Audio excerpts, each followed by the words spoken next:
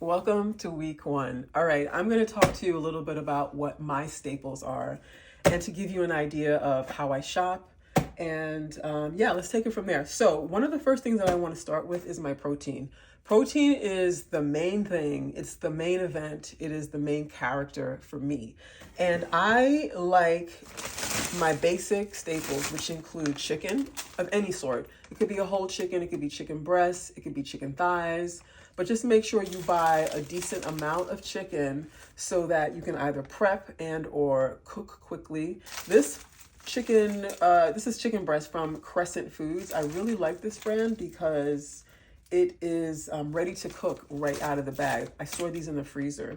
Got most of these items at Costco. So that's great for me. And of course, on occasion, I like to have my grass-fed beef, and I also include ground turkey. So ground beef, ground turkey, organic, grass-fed, get the best quality when it comes to your protein, because that's the best that we can do, right? We hope that everyone is doing their share in making sure that we are getting good quality food. So try to get those. So grass-fed beef and or ground turkey is an awesome protein group to shop for. I also get my seafood. Right now I have some whitefish. I usually also have salmon. I usually also have some mahi-mahi or some tuna steak. And also, these little canned goods in terms of seafood are great. I'm a fan of this Wild Planet albacore tuna. It is a whopping 33 grams of protein right in here. And I always encourage people to really focus on protein. I also love these little anchovies. Some people love anchovies, some people don't. I love anchovies. And a little goes a long way because they're so salty. And I always get a can of these, maybe 2 or 3 cans of these. I got these at Trader Joe's, but everything else I've gotten at Costco. Now, when it comes to my greens, I love all types of greens. I'm a fan of greens. I love the collards. I love the chards, kale, watercress, cilantro, parsley, all those greens and herbs. Right now I have some baby arugula, also from Costco. And I think you just get a better value at these types of places like Costco or Sam's Club if you can find these. But I'm going to talk to you briefly about what I'm doing here. So this is my garden studio, and it's a vertical garden where you can grow food. And I decided this year that I want to be a lot more sustainable in terms of the food that I put in my body, but also just creating less food waste.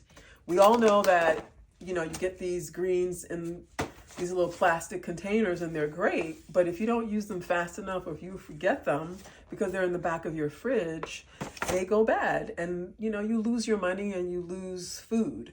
So this is an awesome alternative that I'll discuss a little later, but I'm growing some kale here. I have cilantro, basil. I'm growing a lot of greens that I'm not familiar with, so I'm really excited to try them. I have some romaine lettuce. I have some red chard. And I have some wheatgrass also growing. And so what I like about this is as the greens grow, you just get what you need and create your meal and without having to worry about pesticides.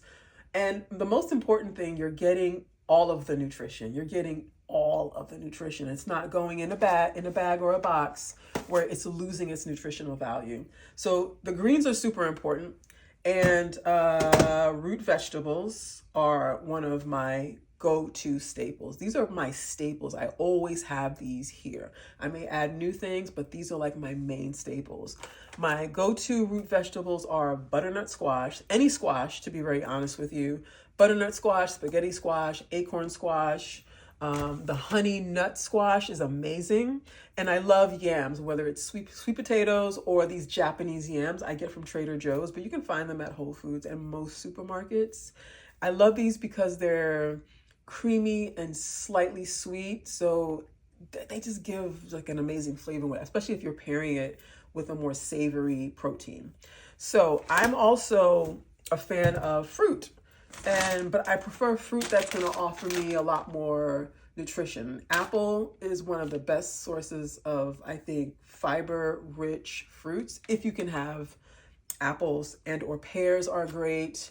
I love grapes, and blueberries obviously are high in fiber. Raspberries also high in fiber. All the berries. But the thing with berries is I tend to not eat them during the colder months. They're like in abundance in the supermarket. So I prefer to either buy them frozen and use them that way, but I prefer not to buy them while they're already in a package like this. When you buy them frozen, they have like the highest quality of antioxidants and nutrition. They're just plucked right then and there.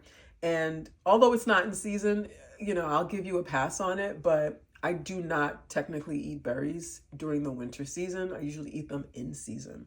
All right, what else do I have here? So dairy is a big thing, right? Some of us do dairy. Some of us want to avoid dairy. Some of us want to minimize dairy.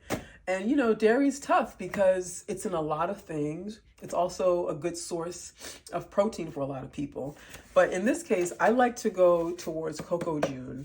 I discovered this brand, I would say, right before the pandemic, and it's been one of my favorite dairy-free coconut yogurts, dairy alternatives. And it's just 4 simple ingredients. It's organic coconuts, water, organic tapioca, and vegan probiotic cultures. This is a great thing that you can use, like if you want like an alternative to mayonnaise, if you want to create a parfait. You can even throw in some protein powder in a serving of this and still be able to boost up the protein value without the harm of the dairy. So that's that. And then, of course, coconut milk is one of my also nice alternatives. If I want to make a soup, I'll throw in a little coconut milk with the soup, or maybe with a grain if I'm cooking with grains. And my favorite little, I would say, it's like my alternative to the tortillas. This is great because it's grain-free and it's made with almond flour. It's a really good brand. And you can find these at Costco. And I like these because I'll do like a tuna wrap. I'll do a turkey wrap, turkey wrap. You know, I'll have them with eggs in the morning. I'll create a little mini burritos. Just a great way to kind of feel like you're having something carby, but not compromising your goals, right? So this is great. And last but not least is this olive salad. I think that's it. Last but not least is this olive salad. And I love this because this adds such a boost of flavor to literally any protein and any meal. So I'm going to show you next how I prep my root vegetables. And a lot of vegetables like carrots or onions, I pretty much follow the same routine.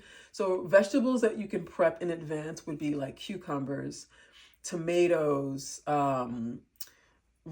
carrots, parsnips, sweet potatoes, yams, where versus just having them sit on the counter until you're ready to cook it, I prefer to wash these as soon as I get them and then chop them up and put them in the freezer, bag them up and put them in a freezer so that when I'm ready to use them, they're already cleaned and they're already portioned out in the way that I need them to be portioned out, whether I want to roast them or add them to a soup. So in the next video, I'm going to show you just how I prep these, and that's it. So I'm really excited that you're here, and we're going to have a lot of fun. We're going to have a lot of fun with food. I think it's just, you know, when it comes to food, we're not always enjoying it because of life, right? So there are different ways that we can prepare food so that we're not stressed out with it. So here we go.